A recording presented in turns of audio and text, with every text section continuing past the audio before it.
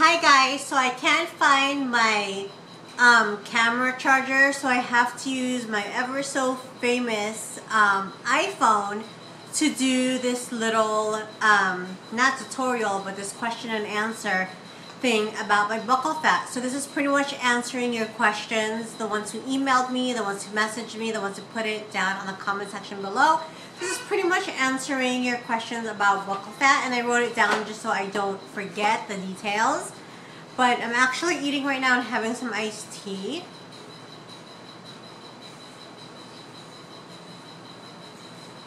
I just had to show you guys that, right? But my son is playing with this really annoying penguin thing, which I really, really love because he's just the cutest thing ever with it. But, okay, here we go. Question number 1 is, how did you feel before the procedure? The thing is, I always heard about buccal fat removal and I always wanted my face to be like that, but it was never on my number 1 list. It was never on the top of my list where I was like, you know what, Pammy, I'm going to do buccal fat, I'm going to do this, I'm going to do that. But I went ahead and got dimples 3 times, pretty much 3 times, and as you guys can see, the dimples are gone. So Huey did them and Huey did them, and he was like, you know what, it's not going to stay because you have a lot of buccal fat. So I'm like, what are you trying to say, I'm fat? And I guess certain people just have fat cheeks, not necessarily big fat cheeks like that, but cheeks inside that if you do gain the weight, it's going to be really, really big. So buccal fat is just like this big glob of fat, kind of like if you eat fat off ribs or a steak. It looks like that, but it's just a glob of big, like a golf ball, maybe even bigger, fat. So I was just like, okay, then I might as well just do it. And then I did it, and I had to ask him, like, how long is it gonna take? How long is it gonna be like that? And this, and this. And he was like, well, you're like 1 in a million, so I don't even know how long it's gonna take for you. You take a long time to heal, and all this kind of stuff. And I'm just like, okay. So, sorry. So the day of the procedure, I was like, okay, how am I going to look? Am I going to look like a chipmunk? Am I going to look like this? Am I going to look like that? And he was just like, you're going to be a little bit swollen. But you guys, if you watch my videos down below, seriously, I was like, big. I didn't even realize it till I watched my videos. I mean, I still went out and did whatever, because he said that this is the type of thing that you could do during your lunch break and go to work right after and tell everyone you just came from the dentist and this and this and this and this. And if your plastic surgeon tells you that this is something you could do on your lunch break, and it's not Botox or it's not fillers, and it's like buccal fat where they have to cut open your insides and take out fat, and they tell you that, okay, this could be done in your lunch hour and you can go back to work and say you just went to the dentist, that is BS. Because I know it's not just me that had to go through this, but I know a lot of people had to, like, not go to work the next day because their cheeks were just really, really big. I mean, it's just like in our nature, like our human body is just gonna be, built that way. So that's how I pretty much felt before it. But I'm pretty much like a jump in the water, not knowing how to swim type of gal, and I was just like, you know what, I'm just gonna do it. I want my dimples. I really, really, really, really didn't want to do it. I just wanted dimples, but he just kept on telling me. My throat is dry. He just kept on telling me, like, if I don't take out the buccal fat, you're not going to have dimples. So I'm like, gosh darn it, might as well just do it so I can get dimples. I know, it's stupid.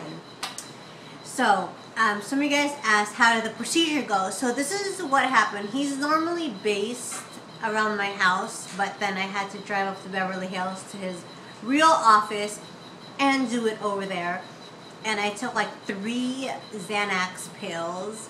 And when I got there, I just felt really claustrophobic, but then we switched to a different room.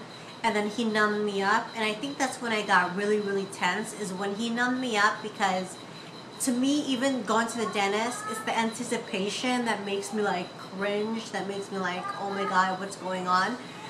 So Took a deep breath, he numbed me up. I didn't feel anything, but for some strange reason, I just felt a lot of tugging. And he told me, I can't really give you that much anesthesia or anesthetics or whatever you want to call it, because then your cheek will be so swollen that I won't be able to see the fat. So I had maybe, I don't know, 40% anesthesia. I'm not sure. But the right side, you guys already know, took a long time. And the left side took the average time of like 10 to 30 minutes or whatever. But I felt every single tug, every single pull, every single stitch, every single out of it. So that's how the procedure went. I just kind of felt like, just imagine like one of those little rubber balls we had to play jacks when we were little kids, stuck inside your cheek, and someone cutting it open, and you literally feel the snip, like snip, snip, snip, and you hear the snip, you hear like snip, snip, snip, and then he opens it up like this, literally, I'm not even over-exaggerating, he opens it up like that, and then he takes his pliers, and he just pulls on that ball meaning the buccal fat, he pulls on that ball. And then I guess this side didn't pull all the way, because this side did. This side just pulled, like he pulled for like 10 minutes and it came out as a blob, like a glob.